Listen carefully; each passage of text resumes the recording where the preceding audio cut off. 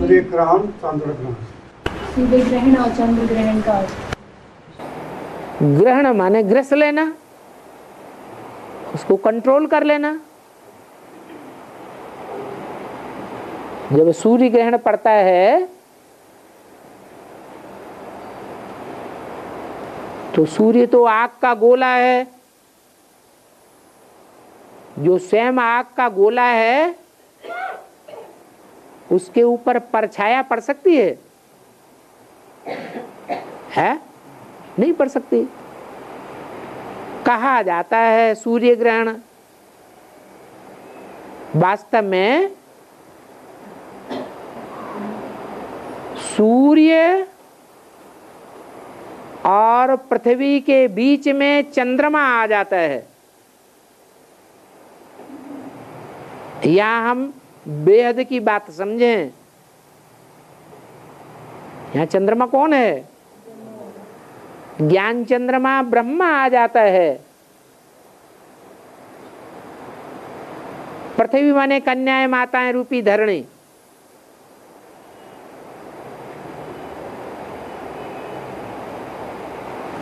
तो सूर्य के बीच, सूर्य की रोशनी जब चंद्रमा के ऊपर पड़ती है तो चंद्रमा का छाया कन्याओं माताओं के ऊपर पड़ता है या चंद्रमा का छाया सूर्य के ऊपर पड़ेगा?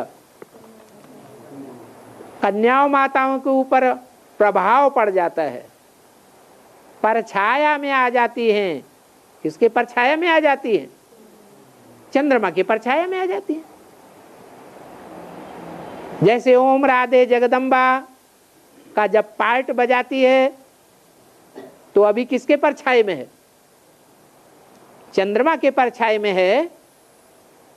कृष्ण वाली आत्मा के परछाई में है। कृष्ण से ज्यादा प्रभावित है या ज्ञान सूर्य से ज्यादा प्रभावित है? किससे प्रभावित है? चंद्रमा से प्रभावित है।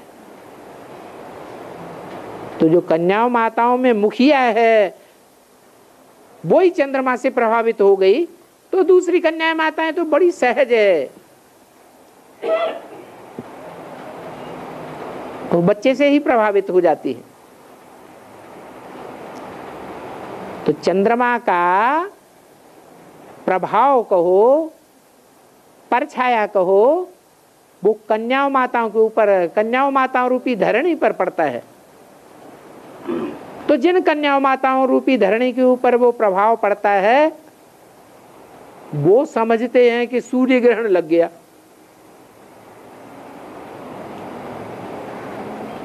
अभी बीके में जो कन्याएं माताएं हैं वो किसके प्रभाव में? ज्ञान चंद्रमा ब्रह्मा के प्रभाव में है। तो वो सूर्य को विकारों का ग्रहण लगा हुआ समझती है या चंद्रमा को धब्बे वाला समझती है?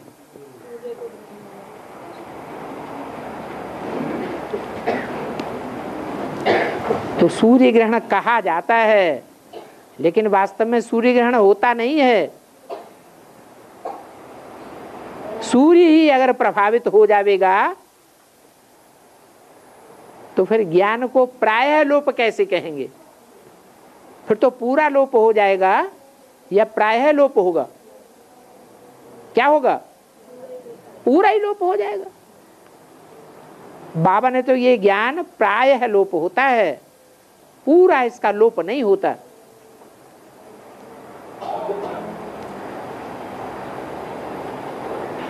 ऐसे ही चंद्र ग्रहण, चंद्र ग्रहण कब पड़ता है? जब चंद्रमा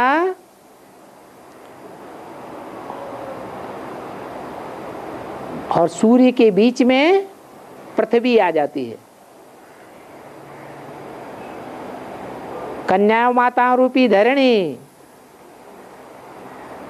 बीच में आ जाती है। तो सूर्य की रोशनी पृथ्वी पर पड़ती है और पृथ्वी का परछाया किसके ऊपर पड़ता है? चंद्रमा के ऊपर पड़ता है और चंद्रमा का वो हिस्सा अंधेरे में आ जाता है। उसे चंद्रग्रहण कहते हैं।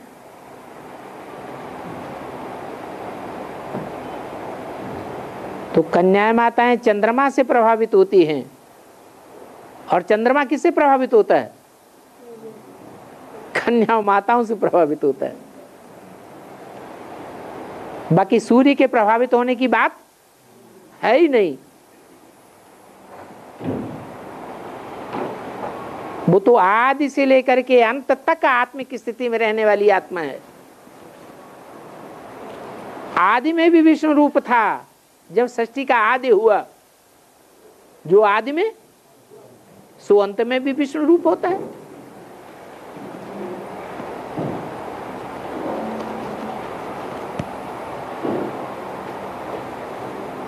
इसलिए शिव बाप को उसी का आधार लेना पड़े।